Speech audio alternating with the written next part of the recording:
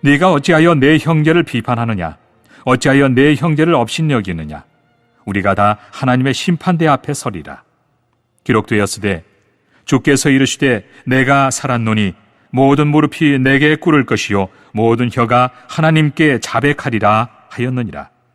이러므로 우리 각 사람이 자기 일을 하나님께 직고하리라.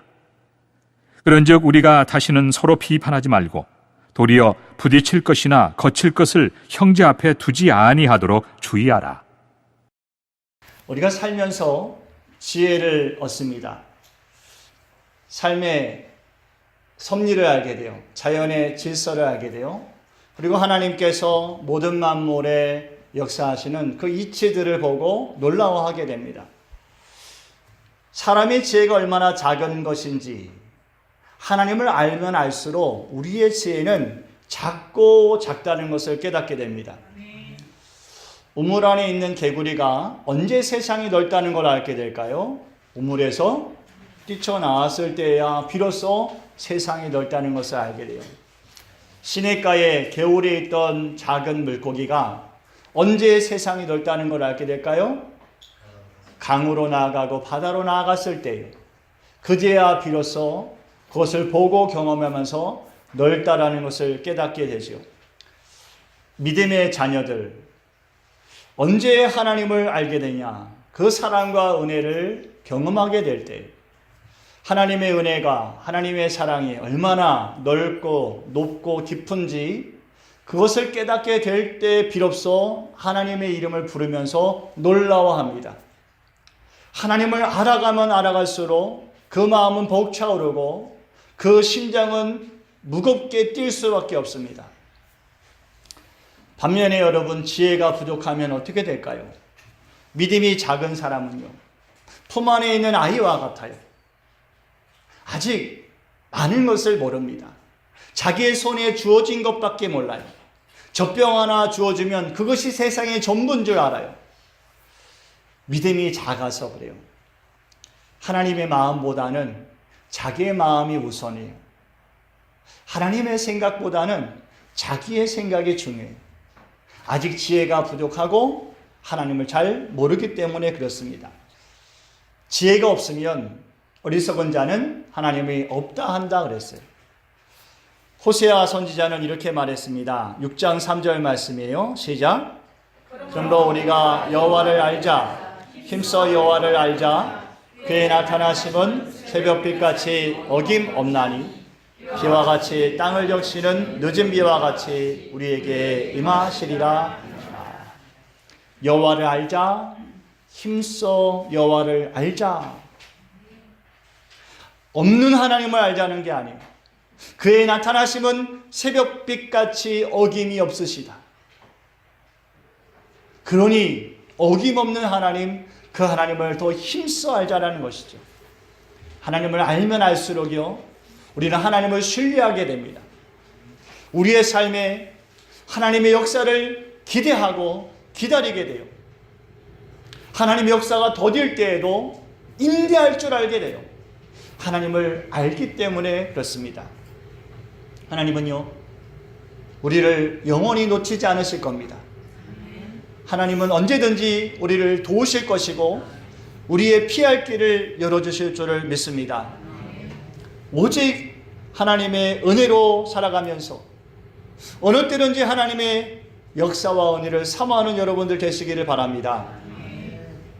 믿음의 사람, 하나님과 동행한 사람, 에녹이 있어요. 그는 300년 동안 하나님과 동행하였다 그랬어요. 세상 사람들은 그렇지 않았습니다. 세상 사람들은 하나님 없는 것처럼 살았어요.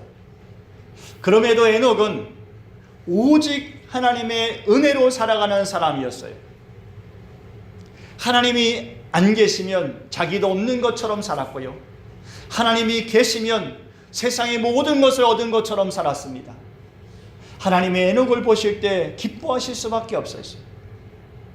그를 더 이상 세상에 두지 아니하시고 하나님의 사랑의 손길로 거두어 하나님 나라로 이끌어 가셨어요. 애국의 결국에 대해서 창세기 5장 24절에 에녹이 하나님과 동행하더니 하나님이 그를 데려가심으로 세상에 있지 아니하니라. 오직 은혜로 살다가요, 오직 주의 은혜로 구원받은 줄을 믿습니다. 그의 증손자가 있어요. 에녹의 증손자 누굴까요? 노아예요. 노아도 성경에서 이렇게 말씀하셔요. 당대의 의로운 자라. 그가 하나님과 동행하였더라 그랬어요. 이 노아도 마찬가지인 거예요. 오직 하나님의 은혜로 살아요. 하나님께서 방주를 지어라 하셨지요? 세상에 방주라는 것이 있지 않았어요. 근데 처음으로 만들라는 것이에요. 노아는 순종합니다. 하루하루 살아가는 게 하나님의 은혜예요. 세상 사람들은 노아를 조롱합니다. 하나님만 바라보면서 사는 것이에요. 하나님만 바라본다는 건요, 주의 은혜가 아니면 살지 못하는 거예요. 우리가 호흡하며 숨쉬며 살아가는 것, 공기가 있기 때문이 아닙니까? 오직 은혜로 사는 사람은 하나님의 은혜가 아니면 못 사는 겁니다. 아브라함, 그는 믿음의 조상이에요. 오직 믿음으로 산 사람이지요. 하나님께서 그의 믿음을 보시고 그를 의롭다 칭하여 주셨다 했었어요. 행한 것이 없어요. 그런데 하나님이 믿음을 보셨어요. 그리고 하나님이 그를 의롭다 칭하여 주시는 거예요. 그가 갈 바를 알지 못하였으나 주님께서 인도하시는 길로 나아갔어요. 그것이 뭡니까? 오직 은혜예요. 내가 알아서, 내가 계획해서, 내 힘으로, 내 능력으로 행하는 것이 아니라 오직 주의 은혜로 행하는 것이죠. 좌로 행해도 우로 행해도, 한 걸음을 뛰어도, 한 자리에 머물러도 오직 은혜인 것입니다. 믿음의 성도는 에녹과 같고 노아와 같고 아브라함과 같은 삶을 살아가는 것이에요. 여러분, 이 세대에서 오직 믿음으로 사십시오. 오직 믿음으로 살아야, 오직 은혜로 살아야 구원에 이르는 것입니다. 하나님은 믿음으로 주께 나오는 모든 사람에게 한량없는 은혜를 주시는 줄 믿습니다. 변치 않는 구원의 약속을 이루어 주시는 줄 믿습니다. 하나님의 은혜는 무엇과 같을까? 성경에서 찾아보니까요, 하나님의 은혜는 햇빛과 비와 같습니다. 예레미야 선지자도 그랬고요, 호세아 선지자도 말했습니다. 예수님도 같은 말씀을 하셨어요. 하나님의 은혜는 햇빛과 비를 선인과 악인에게 내려주신다는 거예요. 하나님이 아니시면 그 일을 이루실 분이 없다는 것이.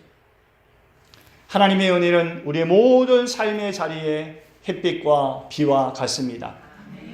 땅에 떨어진 씨앗이 그냥 열매를 맺습니까? 아니요. 때를 따라 이를 따라 햇빛과 비를 맞아 싹이 나고 자라고 성장하여 꽃이 피고 열매를 맺어가기까지 햇빛과 비는 끊임없는 것입니다. 하나님의 은혜가 없으면요, 우리의 믿음에 싹이 나지 않아요. 우리가 하나님을 아버지라 부르면서 부끄러워하지 않습니다. 예수님을 나의 구주라 부르면서 부끄러워하지 않아요. 우리 안에 믿음이 있기 때문에 그렇습니다. 주의 은혜가 아니면 믿음이 자라지 않아요. 주의 은혜가 없으면 믿음이 성장할 수 없습니다. 믿음이 열매도 맺을 수 없어요. 우리가 믿음의 자녀된 것은 오직 주의 은혜입니다. 사도 바울이 이렇게 고백했어요. 고린도전서 15장 10절입니다. 시작. 그러나 내가 나된 것은 하나님의 은혜로 된 것이니 내게 주신 주의 은혜가 헛되지 아니하여 내가 모든 사도보다 더 많이 수고하였으나 내가 한 것이 아니요 오직 나와 함께 하신 하나님 은혜로다. 사도 바울은 이 말씀 전에 자기를 이렇게 말해요. 나는 만삭되지 못해서 난 자입니다.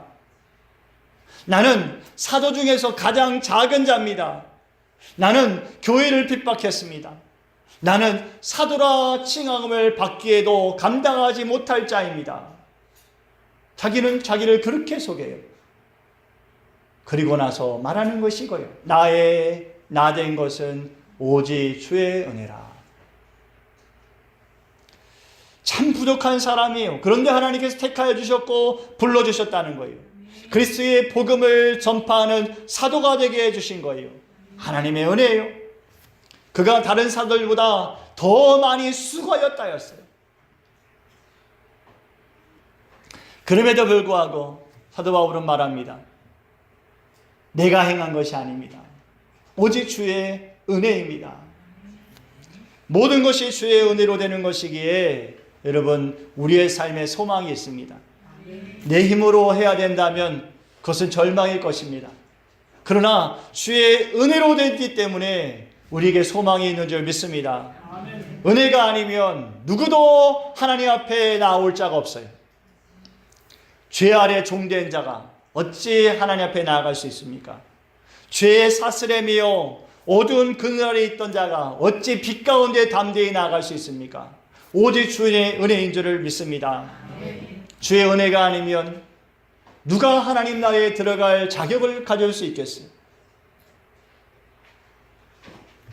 오직 주의 은혜가 있기에 우리가 하나님 나라에 나아갈 소망, 그 나라의 기업을 얻을 소망을 얻게 된 줄을 믿습니다. 하나님은요, 이 세상의 모든 것의 주인이십니다. 하나님은 모든 사람의, 모든 믿는 자의 아버지가 되시는 줄 믿습니다. 로마서 8장 15절 말씀에요, 이렇게 말씀하셨어요. 시작. 너희는 다시 무서워하는 종의 영을 받지 아니하고 양자의 영을 받았으므로 우리가 아빠 아버지라고 부르짖느니라.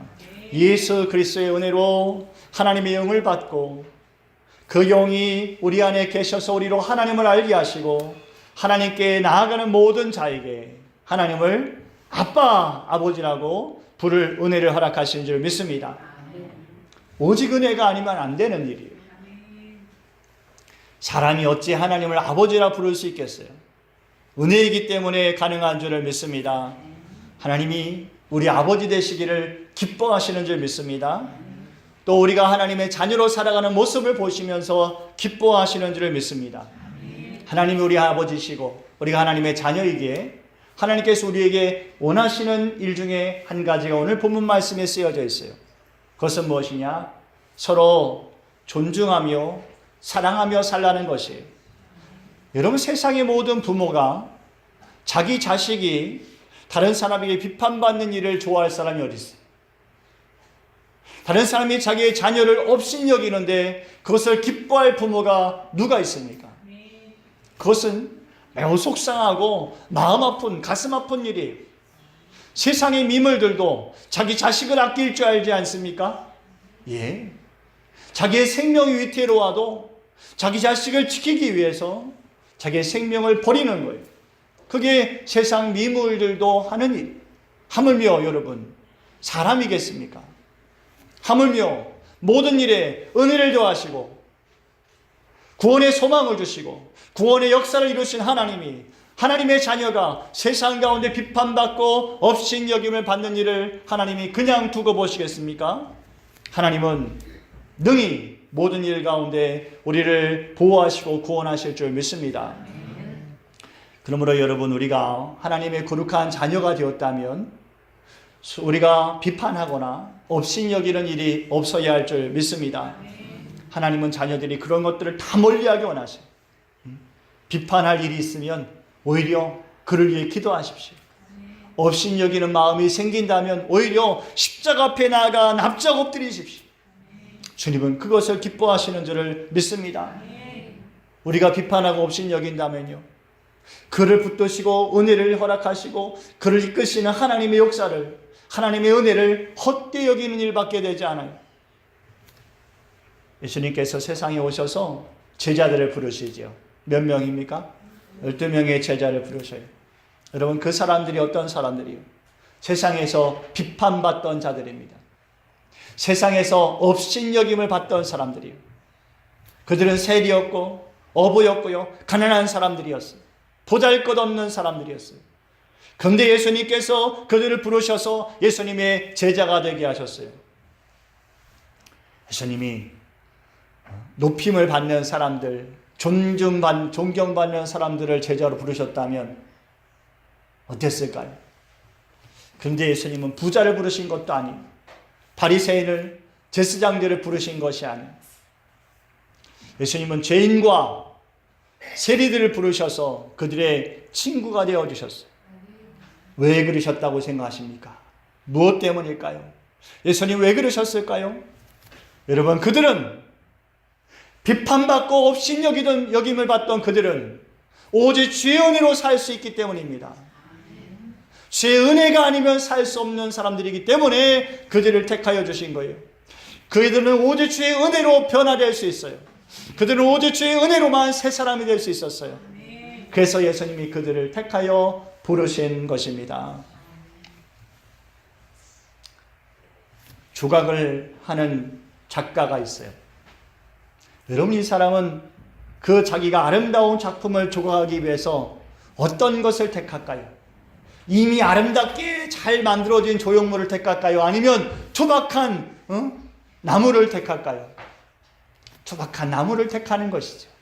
그리고 자기가 원하는 대로 조각해 가는 것이. 하나님은 오직 주의 은혜로 우리의 삶을 아름답게 조각해 가기를 원하시는 줄 믿습니다. 예수님께서요, 하나님의 은혜에 대해서 말씀하시면서 탕자의 비유를 말씀해 주셨어요. 탕자는 아버지의 둘째 아들이었습니다. 자기에게 주어질 아버지의 유산, 그것을 일찍 받았어요. 그리고 아버지를 떠납니다. 먼 나라로 가지요. 그리고 허랑방탕하여서 아버지의 유산을 모두 다 소진해 버립니다. 어친대 격침료 더불어 나라에 흉년이 들어요. 민심이 흉흉해졌어요. 돼지에게 먹이는 주엽 열매라도 얻어먹을까 했는데 그것까지도 허락하는 사람이 없어요. 그제서야 이 아들이 생각합니다. 내가 여기서 줄여 죽는구나. 내 아버지에게는 품꾼이라도 풍족한데 나는 여기서 줄여 죽는구나. 자기의 신세를 한탄합니다. 그리고 견디다 못해서 아버지께 돌아가자. 나를 아들로 받아주시지 않아도 품꾼의 하나로 나를 받아달라고 부탁이라도 해보자. 아들은 그 마음을 가지고 집으로 돌아갑니다. 그런데 여러분, 아버지의 마음은 어떻습니까? 아버지는 이미 문 앞에 나와 계신 거예요. 이미 상거가 뭔데 그 아들을 알아보시는 거예요. 버선발로 달려나가 그 아들을 얼싸안는 것입니다. 그 아들을 씻기고 가장 좋은 옷을 입히고 아들의 징표인 가락지를 끼워주고 신발을 신겨주고 살찐 송아지를 잡아서 잔치를 벌이는 거예요. 아버지는 이렇게 말합니다. 누가복음 15장 24절이에요. 시작. 내 아들은 죽었다가 다시 살았으며 내가 있다가 다시 얻어먹으라. 아버지께 돌아오는 순간 그 아들은 품꾼이 아닙니다. 그는 아들이에요. 그가 아버지께 돌아오기 전까지는 그는 품꾼이라고 생각했어요. 그런데 아버지께 돌아오는 순간 그는 아들입니다. 아버지의 마음은요, 그를 조금이라도 품꾼으로 둘 생각이 없어요. 그는 아들이에요. 이것이 아버지의 마음입니다. 아버지가 아들을 비판합니까? 아버지가 아들을 업신여겼습니까? 조금도 그런 마음이 없어요. 다시 새롭게 모든 은혜를 베풀어 줍니다. 존귀한 아들의 자리에 앉혀주는 것이에요. 이런 아버지가 어찌 그 아들을 비판하고 업신여길 수 있겠습니까? 그런데 밭에서 일하다 돌아온 형이 있어요. 집에 돌아와 보니 집에 불이 환하게 켜져 있고 사람들이 모여 웅성거리고 잔치가 벌어진 거예요. 이게 도대체 무슨 일인가 했습니다. 종을 불러서 묻습니다. 무슨 일입니까? 둘째 도련님이 돌아오셨습니다. 아들은 분노했습니다. 아버지에게 따져요. 아버지, 내가 여러 해 동안 아버지를 섬겨 명을 어긴 적이 있습니까? 그럼에도 아버지는 나를 위해서 염소 새끼 하나라도 잡아서 내 친구들과 함께 즐기게 하신 일이 없습니다. 그런데 아버지의 살림을 장녀들과 함께 삼켜버린 이 아들이 돌아오매 이를 위하여 살찐 송아지를 잡으셨나이까? 형이 왜 아버지에게 따질까요? 정말 아버지가 자기를 위해서 염소 새끼 한 마리 잡은 일이 없어서 그것이 속상해서 따지고 있는 것일까요?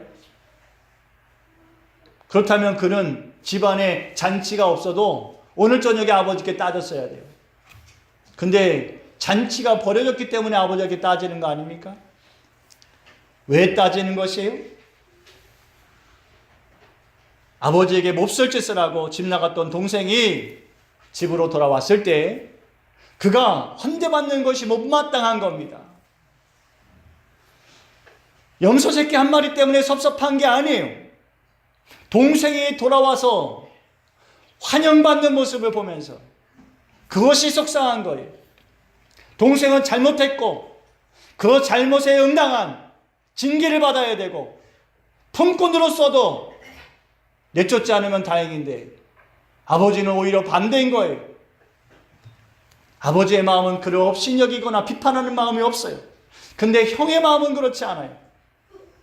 자기 동생을 비판하고 업신여깁니다.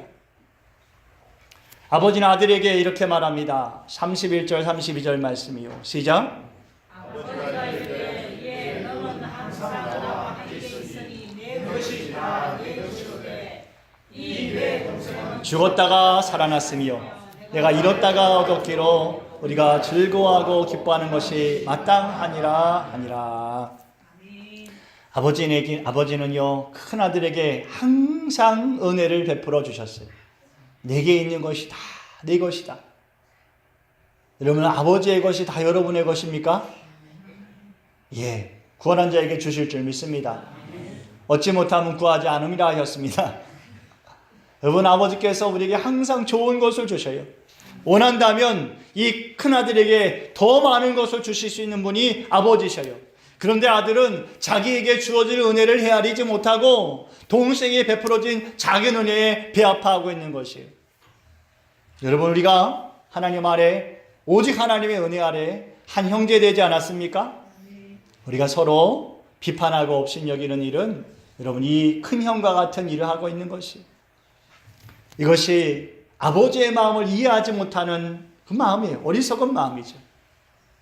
오직 하나님의 은혜에 감사하고 그 은혜로 살아가지 못하는 어리석음입니다. 하나님은 모든 자녀들을 아껴주시는 줄 믿습니다. 그가 잘났든 못났든 그가 하나님께 나올 때에 하나님은 기뻐하시는 줄 믿습니다. 그들에게 다시 은혜를 베푸시고 그들을 자녀 삼아주시기를 기뻐하시는 줄 믿습니다. 이사야 선지자는 이런 하나님의 마음을 선포합니다. 이사야 45장 22, 23절 시작. 땅의 모든 끝이요 내게로 돌이켜 구원을 받으라. 나는 하나님이라 다른 이가 없느니라. 내가 나를 두고 맹세하기를 내 입에서 공의로운 말이 나갔은즉 돌아오지 아니하리니 내게 모든 무릎이 꿇겠고 모든 혀가 맹세하리라 하노라. 아멘. 땅의 모든 끝이여 내게로 돌이켜 구원을 받으라. 나는 하나님이라 다른 이가 없느니라. 하나님은요 저 땅 끝에 있는 자라도 주께로 돌아올 기회를 주시는 분인 줄 믿습니다.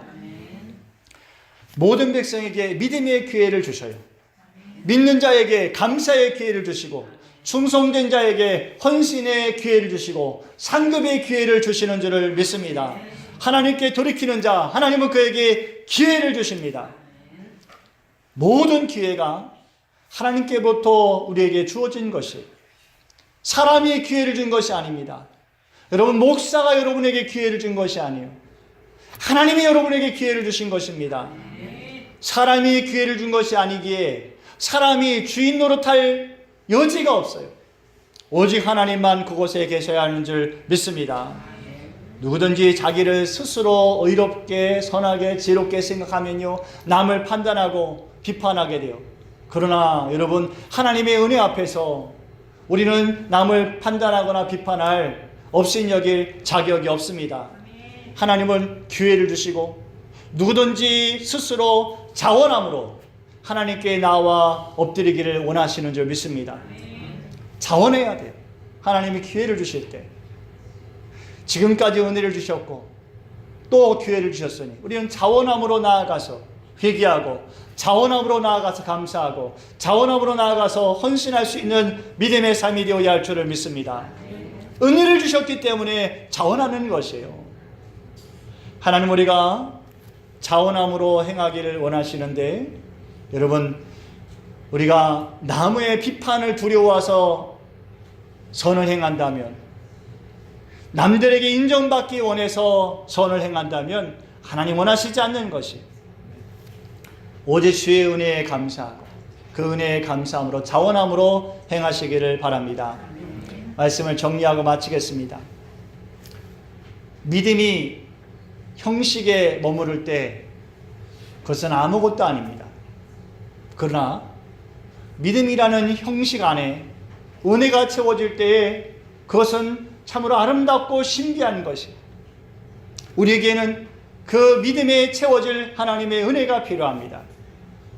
여러분의 삶에 오직 주의 은혜로 채워지는 역사가 있기를 원합니다. 여러분의 믿음이 아름답게 원하십니까? 그렇다면 오직 하나님의 은혜를 구하십시오. 하나님의 은혜가 채워질 때 그것은 아무리 작은 것일지라도 아름다워질 것입니다. 억지로 하거나 남의 시선을 의식해서 가식적으로 하지 마십시오. 그것은 무의미한 것입니다. 하나님의 은혜로 행할 때에 하나님은 작은 것, 보잘것없는 것, 사람들에게 업신여길 것, 그것을 오히려 기뻐하시고 붙드시고 온전하고 새롭게 하시는 줄을 믿습니다. 하나님께 돌아온 자녀들, 여러분들 아닙니까? 여러분들 존귀한 사람들입니다. 하나님이 귀히 여기는 사람들입니다. 하나님이 기뻐하시는 믿음의 자녀들입니다. 다른 사람을 이제 존귀히 여기십시오. 하나님께 우리를 그렇게 여겨주신 것처럼 우리도 다른 사람을 그렇게 여겨주십시오. 그럴 때에 우리의 삶이 하나님이 기뻐하시는 삶이 될 줄 믿습니다. 여러분의 숨쉬는 호흡마다 하나님의 은혜가 있기를 바랍니다. 여러분의 삶의 자리마다 하나님의 은혜로 강건해지기를 바랍니다. 여러분의 삶의 모습마다 하나님의 은혜로 성장하고 또 성숙하며 하나님의 기쁨의 열매를 맺어가는 믿음의 삶이 되기를 축원합니다. 기도드리겠습니다.